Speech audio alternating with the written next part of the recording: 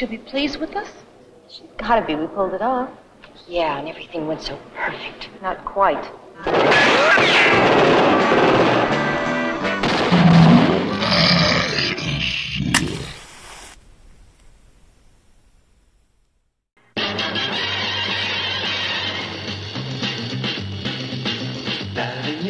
L'araignée, elle connaît trop bien le singulier.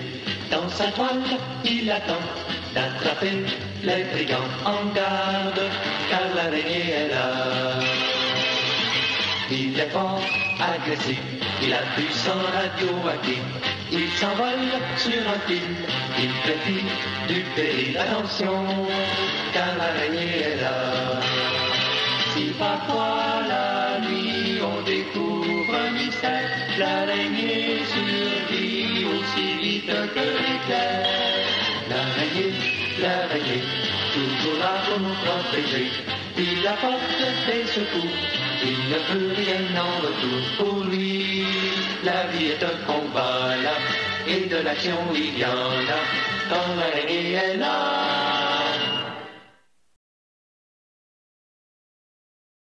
C'est exactement ce que je veux faire. Oui, c'est ce type d'aboutissement que je recherche en tant que créatif.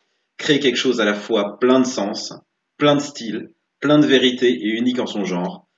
Oui, c'est subjectif, et oui encore, c'est complètement orienté par ma position de créatif. Mais c'est à ça que devrait tendre toute œuvre artistique et plus largement créative. Mais je m'égare. Avant même d'avoir commencé, vous êtes ici pour avoir une critique.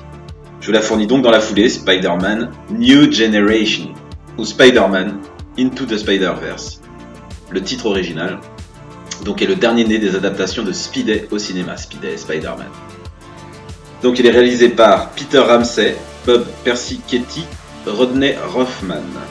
Et il est scénarisé par Phil Lord et Rodney Rothman. Donc c'est les scénaristes de la grande aventure Lego. Alors ça raconte quoi?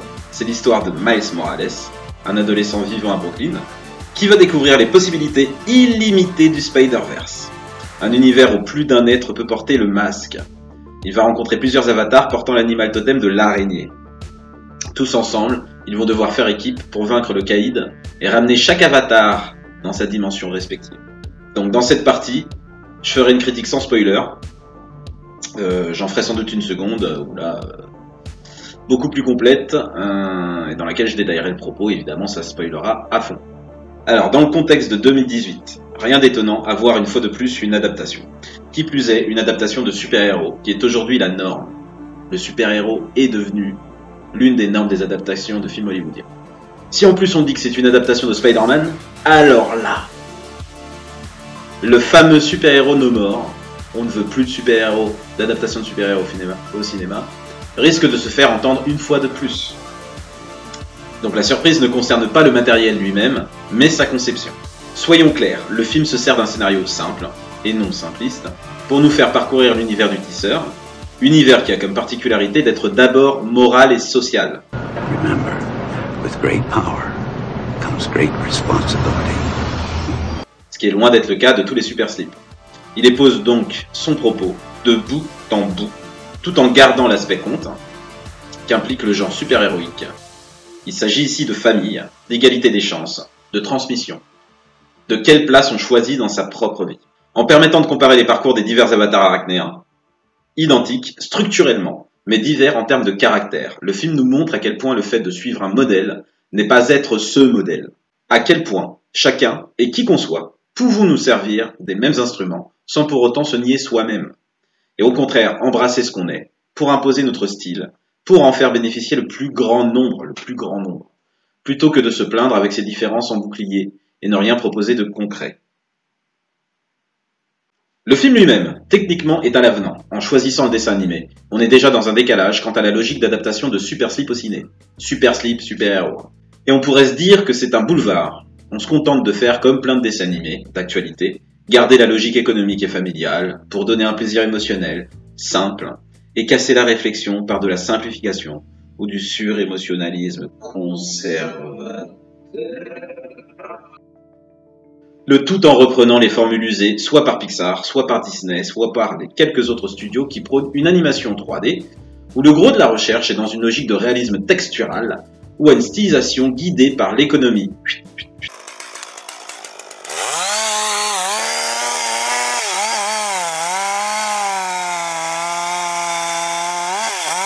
Et la fabrication de produits dérivés.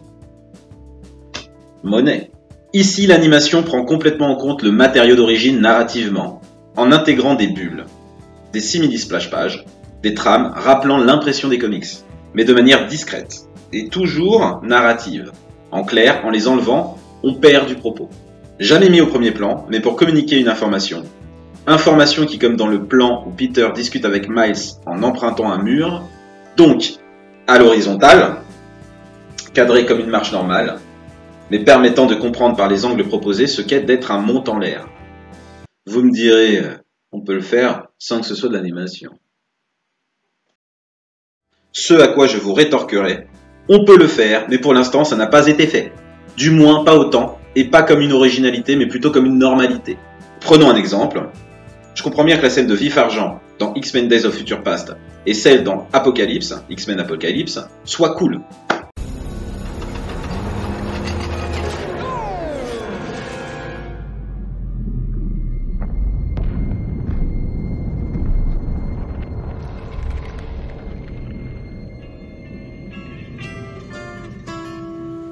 If I could save time in a bottle, the first thing that I'd like to do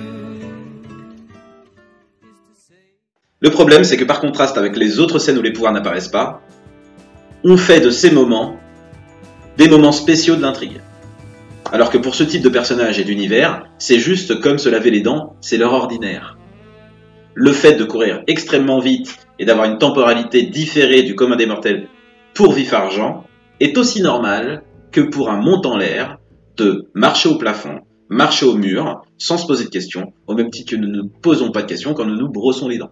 Dans maintes séquences de ce film, on est dans la vie de mecs qui peuvent marcher au plafond, avoir des signaux d'alerte, comme nous, on a le ventre qui gargouille quand on a faim, et cela discrètement, comme des signaux faibles, nous permettant de ressentir ce que cela pourrait être d'avoir ce type d'aptitude, de ressentir.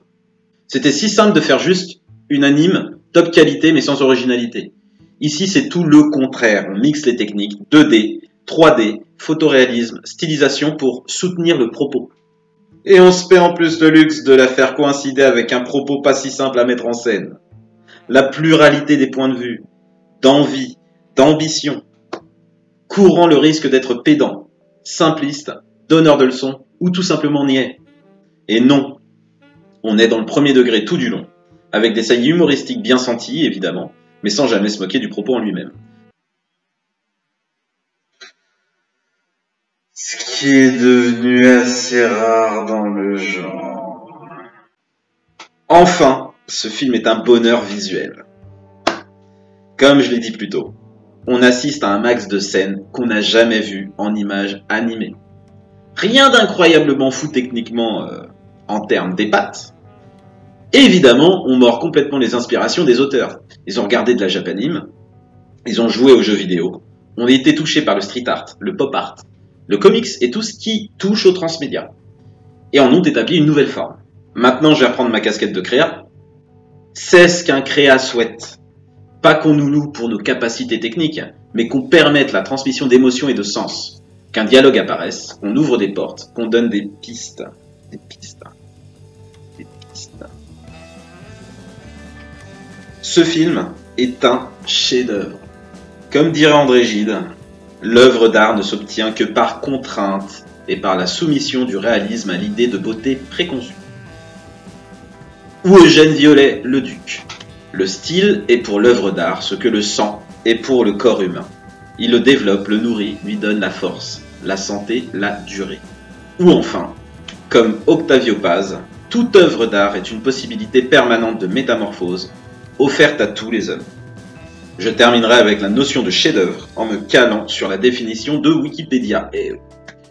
Un chef-d'œuvre est une œuvre accomplie en son genre. Ici, c'est le genre de l'adaptation de super-héros, du dessin animé. Ce terme est habituellement utilisé dans le domaine des arts pour souligner la perfection de l'œuvre, issue de la maîtrise de l'artisan. Techniquement, c'est formidable. Ou de l'artiste, il y a une vision, il y a une proposition artistique dans ce film. et souvent couplée à une imagination remarquable. J'ai parlé rapidement de la manière dont la mise en scène se servait d'éléments de comics, se servait d'éléments d'animation, et comment, de manière originale, ils arrivaient à assembler l'ensemble. Pour moi, c'est remarquable. Par extension, on utilise ce terme pour signifier qu'il s'agit de l'œuvre la plus importante ou la plus aboutie d'un auteur. Donc ça, je ne sais pas, ils n'ont pas encore terminé leur carrière. Hein. Ces messieurs, dames, parce qu'il n'y a pas que les auteurs que j'ai nommés, hein, toutes personnes qui ont participé au film, ou encore quelle est la meilleure représentation d'un mouvement artistique. Bah là, c'est intéressant, parce que dans le dessin animé à l'américaine, dans le cadre des productions américaines, pour moi, c'est un vrai aboutissement. Si pour Hegel, les chefs-d'œuvre sont goûtés de toutes les nations et de toutes les époques, la capacité d'évaluation qui permet de reconnaître qu'une œuvre est telle est fortement dépendante de la culture. Ce qui est acclamé dans une région du monde ne l'est pas nécessairement dans une autre. Et le chef-d'œuvre est qui plaît au public éclairé, à la critique, aux spécialistes, et pas nécessairement au grand public. Donc, là on parle de culture, on parle de super-héros. La culture du super-héros est quand même assez partagée, mais là on peut ajouter la culture de l'animal totem. Et là c'est encore plus partagé, puisque c'est bien plus ancien que nos périodes modernes, 21e, 20e siècle, même 19e. Des animaux totems, des figures mythologiques totémiques sont extrêmement anciennes, on peut même retrouver, en paléontologie, des signes de cela.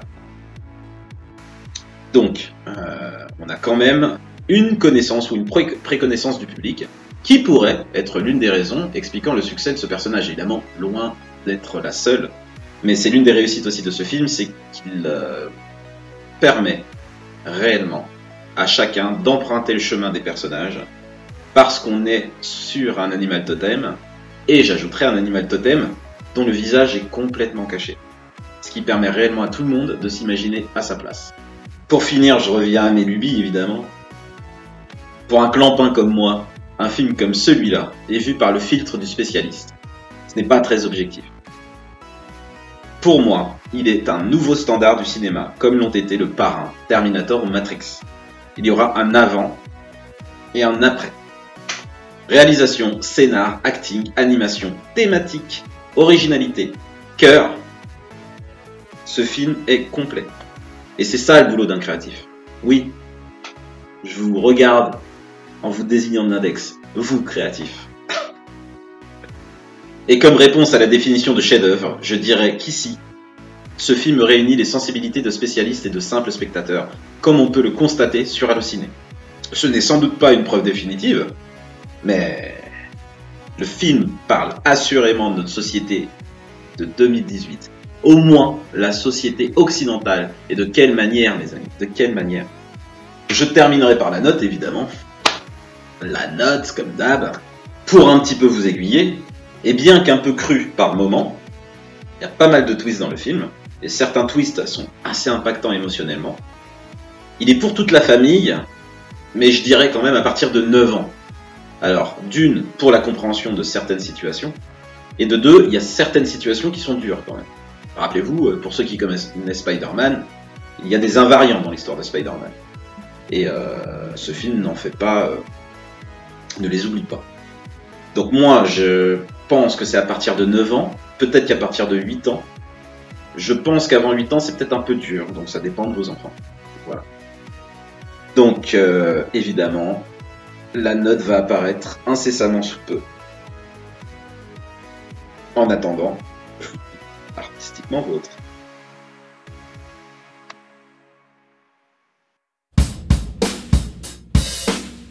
Gotta be, we pulled it off. Yeah, and everything went so perfect. Not quite.